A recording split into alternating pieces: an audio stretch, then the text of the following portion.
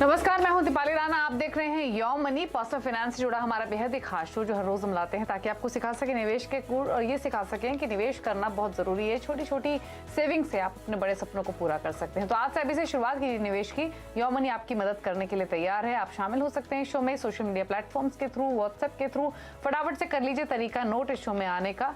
आप हमारे WhatsApp number पर अपने सवाल भेज सकते हैं। हमारा व्हाट्सएप नंबर नोट कर लीजिए 7045220000। इसके अलावा आप ईमेल yourmoney@nw18.com यहाँ पर अपने सवाल भेज सकते हैं।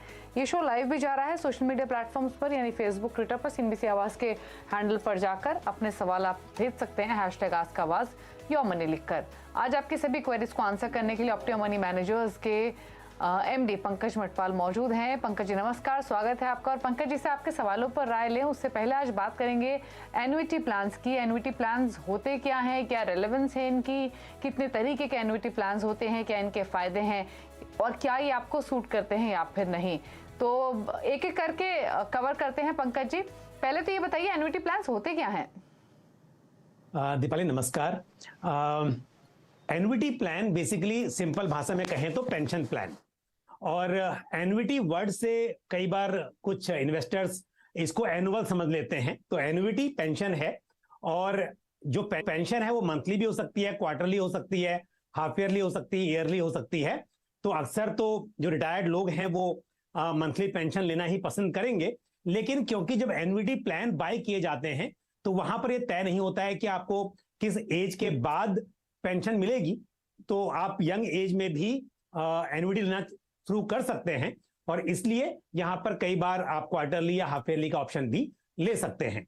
तो जैसे मैंने कहा कि पेंशन प्लान है, लेकिन जो एन्युटी प्लान जिसके हम जिक्र कर रहे हैं ये इंडिया में लाइफ इंश्योरेंस कंपनीज जो हैं वो इन्हें इशू करती हैं। तो यहां पर एक अमाउंट आप डिसाइड कर लेते हैं कितना आपको इन्वेस्ट करना है, जिसे हम परचेज प्राइस कहते हैं। तो एक बार आपने वो अमाउंट पे किया और उसके अगेंस्ट में आपको रेगुलर पेंशन मिलती रहती है। और ये पेंशन भी डिपेंड करता है कि किस तरह से लेनी है। कई चॉइसेस मिलती हैं आपको कि आपको लाइफ लॉन्ग पेंशन मिलनी है, और जिसने पेंशन ली है उसकी जब डेथ हो जाएगी तो उसके बाद स्पाउस को भी पेंशन मिले, या फिर स्पाउस को पेंशन मिले और साथ में जो पैसा इन्वेस्ट किया था वो वापस भी मिले। और ऐसा भी हो सकता है कि वापस नहीं मिलना है तो पेंशन ज्यादा मिल जाए। तो कहने का मतलब यह है कि एन्युटी प्लान में बहुत सारी चॉइसेस हैं यहाँ पर, और लाइफ इंश्योरेंस कंपनीज इंडिया में ये एन्युटी प्लान बेचती है। ओके अच्छा, इसके अलावा पंकज जी एन्युटी प्लान्स में क्या कोई एज लिमिट होती है या कितने टाइम के लिए इन्वेस्टमेंट होता है? प्लस जैसे कि आपने बताया कि इसमें कितनी कैटेगरीज होती हैं, कुछ कैटेगरीज भी होती हैं क्या इसमें? दीपाली पहले बता दूं कि जो एन्युटी प्लान होते हैं ये दो तरह के होते हैं। एक होते हैं डेफर्ड और दूसरा इमीडिएट। डेफर्ड का मतलब यह है कि आपने कुछ पैसा इन्वेस्ट कर दिया, कुछ समय तक वो पैसा बढ़ा और उसके बाद आपकी पेंशन शुरू होगी। तो इमीडिएटली नहीं हो रही है। आपने यंग एज में पैसा लगा दिया, उसको बढ़ने दिया और फिर डिसाइड किया कि 55 साल की उम्र में या 60 साल की उम्र में आपको पेंशन मिलना शुरू हो जाए। तो यहां पे पैसा कम लगाना पड़ेगा क्योंकि वो बढ़ेगा। दूसरा यह है कि पहले आपने प्लानिंग नहीं की, आपने कहीं और इन्वेस्ट किया और रिटायरमेंट के वक्त आपने डिसाइड कर लिया कि जो पैसा आपके पास है उसे आप इंश्योरेंस कंपनी को दे दें, जिसे हम परचेज प्राइस कहेंगे, और उस पैसे के बदले में इंश्योरेंस कंपनी आपको पेंशन देना शुरू कर दे। इमीडिएटली अगले महीने से ही पेंशन मिलना आपको शुरू हो जाएगी। तो जैसा मैंने कहा कि दो तरह की ऑप्शन है आपके पास, डेफर्ड और इमीडिएट। अब जो पेंशन मिलेगी उसके अंदर बहुत सारे ऑप्शन हैं, और हर इंश्योरेंस कंपनी के पास में हो सकता है 6 ऑप्शन, 7 ऑप्शन, यहां तक कि LIC में 9 ऑप्शन हैं। ये ऑप्शन क्या है बेसिकली, जैसे मैंने थोड़ा सा ब्रीफ में पहले भी बात की थी कि कोई व्यक्ति सोचता है कि मुझे जिंदगी भर पेंशन मिलती रहे और बाद में जो पैसा मैंने एज अ परचेज प्राइस दिया था वो वापस ना मिले। मान लीजिए किसी के घर में ऐसा कोई बाद में वारिस नहीं है और वो सोचता है कि मुझे पेंशन अच्छी मिल जाए, बाद में भले ही वो पैसा मुझे वापस ना मिले। तो ऐसा भी हो सकता है कि जहां पर without return of purchase price आपको पेंशन मिल रही है और इंश्योरेंस कंपनी को पता है कि उन्हें आपका जो पैसा वापस नहीं देना है, सिर्फ पेंशन ही देनी है। तो कितना देंगे, 10 साल, 20 साल, 25 साल, उस हिसाब से एवरेज लगाकर आपको थोड़ा पेंशन अच्छी मिल जाती है। और कोई व्यक्ति ये सोचता है कि जिंदगी का भरोसा नहीं है, क्या पता मैं जल्दी ही चला जाऊं इस दुनिया से, तो कम से कम जो मेरा पैसा है जो मैंने इंश्योरेंस कंपनी को दिया है वो मेरे वारिस को वापस तो मिल सके। तो ऐसे में वो लोग life annuity with return of purchase price ले सकते हैं। कोई व्यक्ति सोचता है कि मुझे पेंशन मिले, मेरे जाने के बाद में स्पाउस को पेंशन मिले, और दोनों के जाने के बाद जो पैसा मैंने दिया था वो पूरा पैसा मेरे नॉमिनी को वापस मिले, तो ये ऑप्शन भी हो सकता है। तो इस तरह से अलग अलग ऑप्शन हो सकते हैं और उसी हिसाब से आपकी जो पेंशन है वो कैलकुलेट होती है। ओके, चलिए ठीक है। तो ये आपको बताए हैं एन्युटी प्लान्स क्या होते हैं, कितनी कैटेगरीज हैं, क्या फायदे हैं। आप कुछ बेस्ट एन्युटी प्लान्स ही बताइए हमारे व्यूअर्स को, अगर वो ऑप्ट करना चाहते हैं इसको। बिल्कुल, देखिए पहले बता दूं कि मेरे हिसाब से एन्युटी प्लान बहुत अच्छे नहीं हैं, तो आप अपना पूरा पैसा एन्युटी प्लान में ना लगाएं, उसके बजाय उसको जगह जगह पे इन्वेस्ट करें। जैसे कि हम अक्सर बात करते हैं कि आप म्यूचुअल फंड में इन्वेस्ट करके और वहां से सिस्टमेटिक विड्रॉल प्लान के जरिए आप पैसे विड्रॉ कर लें। ऐसा मैं इसलिए कह रहा हूं क्योंकि जो एन्युटी प्लान है उसमें जो आपका रिटर्न मिलता है वो करीब 6% के आसपास मिलता है। पहली बात तो ये है, जो आज की तारीख में मिल रहा है 6-6.25% के आसपास रिटर्न मिल रहा है। दूसरी बात यह है कि आपका अभी तो ठीक है, आपको लग रहा है कि 6% पे भी जो मिल रहा है, आपने डिसाइड कर लिया कि आपने 50 लाख रुपए 25 लाख रुपए दे दिए इंश्योरेंस कंपनी को और उसके ऊपर एक अमाउंट फिक्स हो गया। आज की तारीख में शायद आपका खर्चा चल जाए उस पैसे से, लेकिन आने वाले समय में क्योंकि महंगाई बढ़ेगी तो जिस पैसे से आपका आज काम चल रहा है वो 5 साल के बाद नहीं चल पाएगा। और यहां पर जो एन्युटी होती है फिक्स हो जाती है, तो इसलिए यहां पर थोड़ा ये भी मुश्किल हो जाता है। तो थोड़ा पैसा आप लगा सकते हैं ये सोच के कि यहां पर फिक्स अमाउंट आपको मिलता रहेगा, लेकिन पूरा पैसा आप एन्युटी के भरोसे ना रहें, ऐसे प्लान में लगाएं जहां समय के साथ बढ़ भी सकता है। आपने कुछ प्लान के जिक्र किया था, नाम बताऊं तो LIC का एक न्यू जीवन शांति प्लान, ये एक डेफर्ड एन्युटी प्लान है, और LIC का ही जीवन अक्षय 7 प्लान, ये भी एक प्लान कंसिडर किया जा सकता है। ICICI प्रूडेंशियल सरल पेंशन प्लान, ये भी एक ठीक ठाक प्लान है, इसको भी आप कंसिडर कर सकते हैं। और साथ ही HDFC life immediate annuity plan, तो इन प्लान्स का जिनका मैंने जिक्र किया है आप इन्हें कंसिडर कर सकते हैं, लेकिन अगेन एक बात कि पूरा पैसा एन्युटी प्लान में ना लगाएं। चलिए ठीक है, तो एन्युटी प्लान्स के बारे में बताया भी है, लेकिन पूरी इन्वेस्टमेंट नहीं करनी है इनमें, ये आपका इन्वेस्टमेंट का एक पार्ट हो सकते हैं। लेकिन चलिए फटाफट से सवाल करते हैं शामिल। धनराज है हमारे साथ नागपुर से। धनराज जी नमस्कार, बताइए क्या सवाल है। नमस्कार मैडम, मैंने पोर्टफोलियो तो भेजा है आपके पास में, इसका अगले 10 साल तक के कैसे रहेगा ये म्यूचुअल फंड जो दिया है, तो और 10 साल के बाद में मुझे क्या 3 करोड़ तक के मिल जाएगा इस इन्वेस्टमेंट से? पता कर लेते हैं सर। और आपका जो टारगेट है वो अगले 10 इयर्स का है, राइट? और आपने ये 2020 में स्टार्ट किया। अच्छा, आपने जो 2000 की SIP लिखी है वीकली, यानी मान के ये चला जाए कि महीने भर में आप 8000 रुपए लगा रहे हैं एक ही फंड में? हाँ जी। ओके, तो हम मंथली बेसिस पे कैलकुलेशन कर लेते हैं। तो आपने सुना इनका सवाल, इनके पास 4 एक्टिव फंड्स हैं, आदित्य बिरला सन लाइफ का digital India, axis growth opportunities, axis small cap, bank of India tax advantage fund, और इनमें वीकली बेसिस पे कर रहे हैं, यानी 8000 ईच ये शुरू के 3 फंड्स में कर रहे हैं। बैंक ऑफ इंडिया में आप ये मान के चले 14000 के आसपास की SIP कर रहे हैं। इसके अलावा ICICI अप्रूव नेस्डेक फंड है जिसमें अगेन वीकली इनकी इन्वेस्टमेंट है। SBI फोकस्ड इक्विटी है, SBI इंटरनेशनल एक्सेस है, SBI Contra, Tata digital, Tata small cap. एक मुश्त निवेश भी किया हुआ है, तो डाइवर्सिफिकेशन इन द सेंस कि काफी सारे फंड्स हैं इनके पास, लेकिन ये फंड्स की चॉइसेस कैसी हैं, प्लस इनका गोल आपने सुना 10 करोड़ ये कमाना चाहते हैं, तो क्या सजेशंस रहेंगे आपके इनके पोर्टफोलियो पर पंकज जी? 3 करोड़ का टारगेट है, माफ कीजिए, 10 साल में। जी धनराज जी, देखिए पहली बात यह कि स्कीम जो आपने चुनी है वो अपने आप में अच्छी स्कीम है, इसमें कोई शक नहीं है, लेकिन आपके 10 साल के नजरिए को देखते हुए मैं कहूंगा कि पोर्टफोलियो काफी रिस्की है और आपने बहुत सारी स्कीम्स अपने पोर्टफोलियो में शामिल कर ली हैं जिसकी आपको जरूरत नहीं थी, तो उनमें से कुछ ही स्कीम होनी चाहिए थी। दूसरी बात यह है कि जहां तक आप वीकली इन्वेस्ट कर रहे हैं वो एक अच्छी स्ट्रेटजी है, क्योंकि आपको यहां पर और भी अच्छा रुपी कॉस्ट एवरेजिंग का बेनिफिट मिलेगा।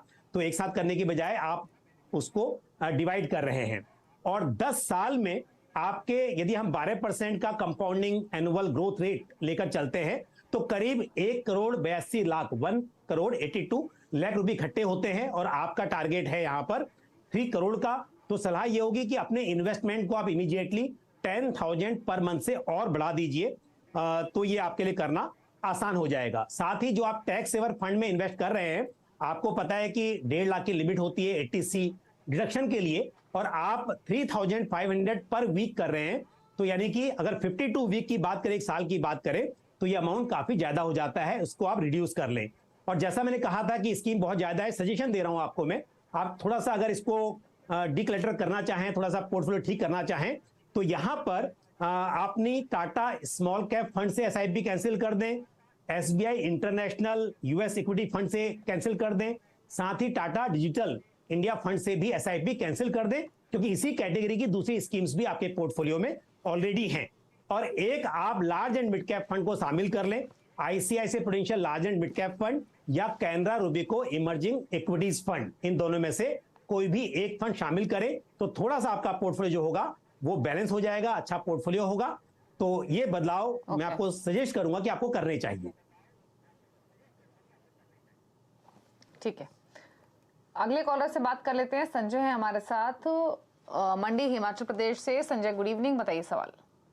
नमस्कार मैम, CNBC का बहुत बहुत धन्यवाद मेरी कॉल के लिए।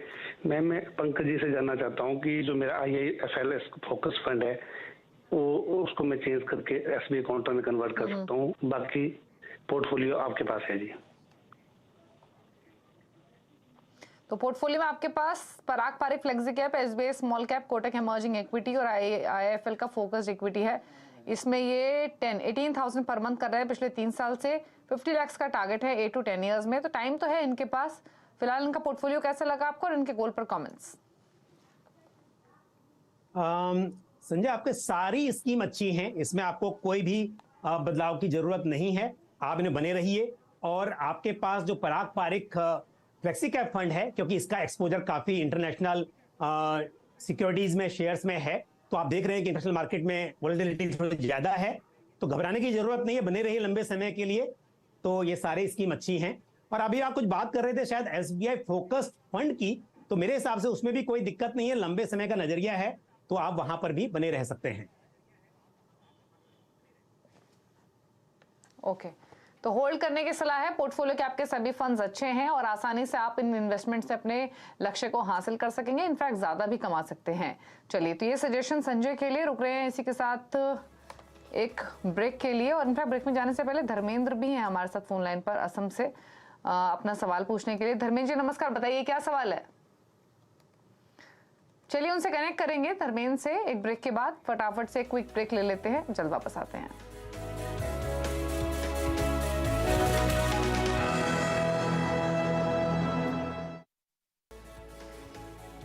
आप देख रहे हैं योमनी, पंकज मटपाल मौजूद हैं आपकी क्वेरीज को आंसर करने के लिए, और अगले कॉलर धर्मेंद्र हमारे साथ मौजूद हैं असम से। धर्मेंद्र जी गुड इवनिंग, बताइए सवाल।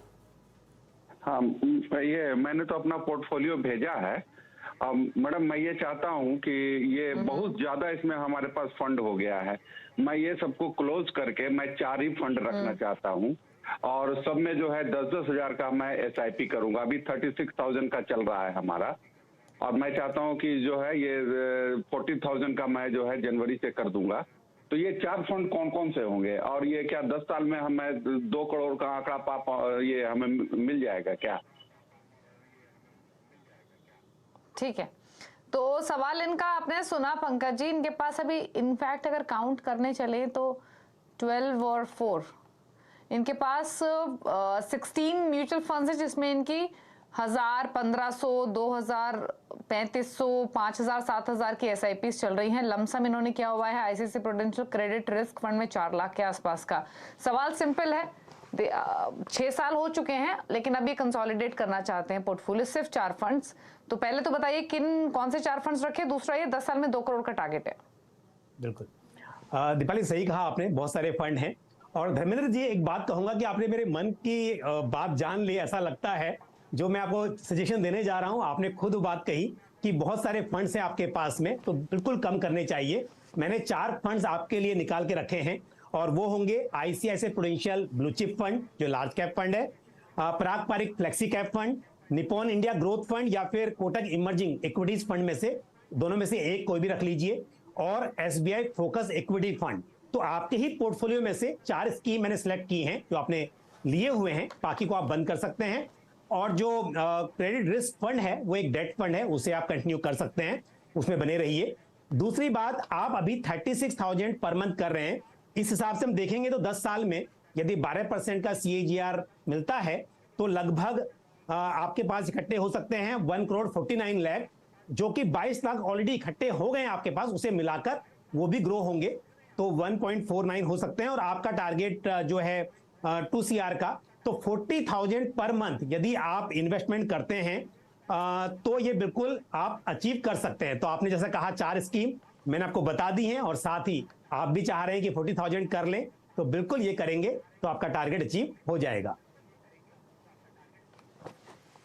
ओके, चलिए, तो आपको बता दिए गए हैं। आप 4 से 5 फंड्स रखिए अपने पास, सिर्फ ICICI प्रू ब्लू चिप, पराग पारी flexi cap, Nippon India growth, Kotak emerging equity और SBI फोकस्ड इक्विटी। और रही बात आपके टारगेट की, तो लक्ष्य के करीब आप पहुंच सकेंगे इस पोर्टफोलियो के साथ। दीपेश कुमार ने एक सवाल भेजा ईमेल के थ्रू, 28 साल इनकी उम्र है। जी जी जी, बताइए पंकज जी, क्या सजेशन? बस इतना एक कहना और था कि आप जो 40,000 करेंगे 10% से हर साल को बढ़ाना भी होगा आपके टारगेट को अचीव करने के लिए। ठीक है, तो आपको इंक्रीज भी करना पड़ेगा 10% अपने पूरी SIP का, तब आप अपने टारगेट के करीब पहुंच जाएंगे। दीपेश का सवाल ले लेते हैं। 28 साल उम्र है, 30 साल में 2 करोड़ का टारगेट है, फिलहाल 8,500 की SIP कर रहे हैं, 3,000 की SIP और ऐड करना चाहते हैं, किस फंड में करें ये जानना है इनको। फिलहाल इनके पास पराग पारी flexi cap, Kotak emerging equity और Canara Robeco small cap, lump sum इन्होंने किया हुआ है टाटा डिजिटल में 8,000। बताइए क्या सजेशन? देखिए, पोर्टफोलियो अच्छा है, इसमें आपको नया कोई स्कीम नहीं ऐड करनी है, इन्हीं में से आप बढ़ा लें। अगर बढ़ाना है तो पराग पारी फ्लेक्सी कैप में आप ऐड कर सकते हैं, फ्लेक्सी कैप फंड है। दूसरा ये है कि इनका जो टारगेट, जो लक्ष्य लेके चल रहे हैं, तो 30 साल में करीब 2.64 करोड़ इनके इकट्ठा हो सकते हैं, अगर इन्हें 12% की कंपाउंडिंग एनुअल ग्रोथ मिलती है, और इसकी उम्मीद हम कर ही सकते हैं लॉन्ग टर्म में। तो थोड़ा सा इनको इन्वेस्टमेंट को बढ़ाना होगा, ये करीब मतलब थोड़ा सा बढ़ाएं। और साथ में एक बात और बता दूंगा कि हम लोग कई बार ना जैसे लेके चलते हैं 30 साल का या इतना लंबा समय, तो आपको इन्फ्लेशन को ध्यान रखना चाहिए। अगर आप ये बोल रहे हैं कि इतने समय में 2 करोड़ रुपए इकट्ठे करने हैं, तो 30 साल के बाद यदि मैं 7% का इन्फ्लेशन लेता हूं एनुअल बेसिस पर, तो ये 30 करोड़ आज के लगभग 26 लाख के बराबर ही होंगे। तो टारगेट अचीव करना तो एक चीज है कि आप कर सकते हैं जितना भी इन्वेस्टमेंट कर रहे हैं, लेकिन आपको अमाउंट और बड़ा टारगेट करना चाहिए। उस हिसाब से आपको हर साल दर साल अपने इन्वेस्टमेंट को और भी बढ़ाना चाहिए। अदरवाइज जैसा आपने कहा कि 2 करोड़ रुपए का टारगेट है, वो इस इन्वेस्टमेंट से आसानी से अचीव हो सकता है।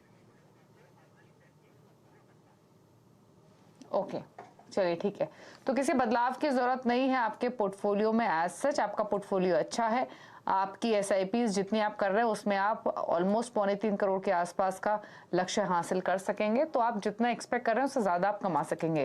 राजीव पांडे ने एक सवाल भेजा ईमेल के थ्रू, 36 साल इनकी उम्र है, इनका भी 2 करोड़ का टारगेट है 23 साल में।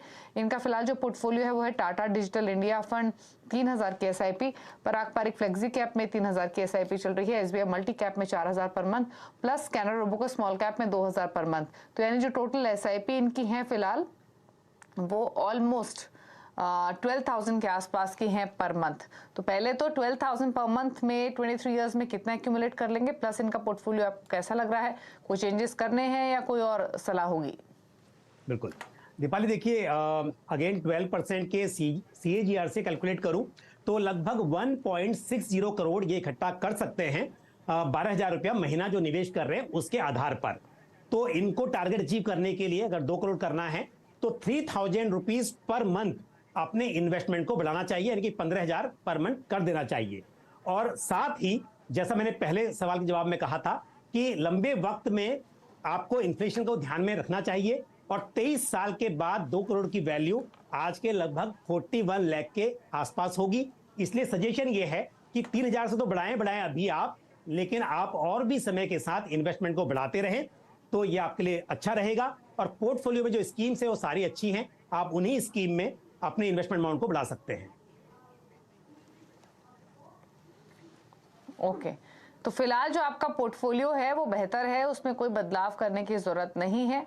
डाइवर्सिफाइड पोर्टफोलियो है आपका। रही बात 23 साल में अगर आप 12-13% का रिटर्न भी कमाते हैं तो 1.5-2 करोड़ आप आसानी से एक्यूमुलेट कर लेंगे। यानी जो 2 करोड़ का टारगेट है उसके लिए आप स्लाइटली भी इंक्रीज करेंगे अगर अपनी SIP 15,000 तक, तो अपना टारगेट आप आसानी से कर सकते हैं। कैनरा रोबेको स्मॉल कैप एक फंड है जो पंकज जी ने सजेस्ट किया है, जहां पर आप एक SIP अपनी इंक्रीज कर सकते हैं। फिलहाल आप 2000 के आसपास की SIP कर रहे हैं, तो पोर्टफोलियो में किसी चेंजेस की जरूरत नहीं है, आप इसी के साथ कंटिन्यू कर सकते हैं और अपनी इन्वेस्टमेंट्स में बने रह सकते हैं। तो ये है राजीव के लिए सलाह। अब बात करेंगे पंकज जी के टॉप 4 फंड्स की, स्पेशली उन व्यूअर्स के लिए जो क्रिएट करना चाहते हैं पोर्टफोलियो। तो पंकज जी बताइए आपकी चॉइसेस क्या है, कौन से फंड्स पिक किए हैं आपने? जी, एक तो ICICI prudential large and mid cap fund, इस फंड को आप कंसिडर करें। साथ ही मिड कैप कैटेगरी में Motilal Oswal mid cap 30 fund और Nippon India flexi cap fund. साथ ही स्मॉल कैप कैटेगरी में आप Canara Robeco small cap fund को अपने पोर्टफोलियो में शामिल कर सकते हैं। तो इन्होंने जो 4 फंड्स बताए हैं उसमें ICICI Pru large and mid cap, Nippon India flexi cap, Motilal Oswal का mid cap 30, Canara Robeco small cap. अच्छा पंकज जी, ये तो आपने डाइवर्सिफिकेशन के साथ बताया है, लेकिन अगर किसी को इंडेक्स फंड या फिर इंटरनेशनल फंड रखना हो तो आपकी चॉइसेस क्या रहेंगी? जी, इंटरनेशनल में ICICI prudential US blue chip fund आप कंसिडर कर सकते हैं, या आपको अगर इंडेक्स फंड करना है इंटरनेशनल में तो चाहे मोतीलाल ओसवाल नेस्डेक 100 हो या ICICI प्रूडेंशियल नेस्डेक 100 फंड हो, इन्हें आप शामिल कर सकते हैं। और साथ ही जैसा आपने डोमेस्टिक में इंटरनेशनल की बात करें तो वहां पर निफ्टी 50, फिर चाहे वो क्योंकि जब इंडेक्स की बात होती है तो सभी फंड हाउसेस के रिटर्न्स ऑलमोस्ट सेम होंगे क्योंकि वो पैसिव फंड है। तो आप ऐसे में निफ्टी 50 इंडेक्स फंड से शुरुआत करें और जैसे आगे बढ़ते जाएं तब आप मिड कैप 250, मिड कैप 50 और साथ ही स्मॉल कैप इंडेक्स फंड को भी शामिल कर सकते हैं। और जब भी इंडेक्स फंड की बात आए तो यहां पर फंड हाउस बहुत ज्यादा मायने नहीं रखता है क्योंकि पैसिव फंड है, सभी फंड्स के रिटर्न्स उस इंडेक्स के बराबर ही होंगे जिस इंडेक्स को वो ट्रैक करते हैं। ओके, चलिए, तो सजेशंस हैं आपके लिए, ये 4 फंड्स तो नोट कर ही लीजिए, बाकी आपको दूसरे फंड्स भी बताए हैं पंकज जी ने। शुक्रिया पंकज जी आपका शो में आने के लिए और सभी क्वेरीज को सॉर्ट करने के लिए, उनकी हेल्प करने के लिए। Thank you. और इसी के साथ योर मनी में इतना ही, लेकिन खबरें जारी हैं ब्रेक के उस पार भी। नमस्कार।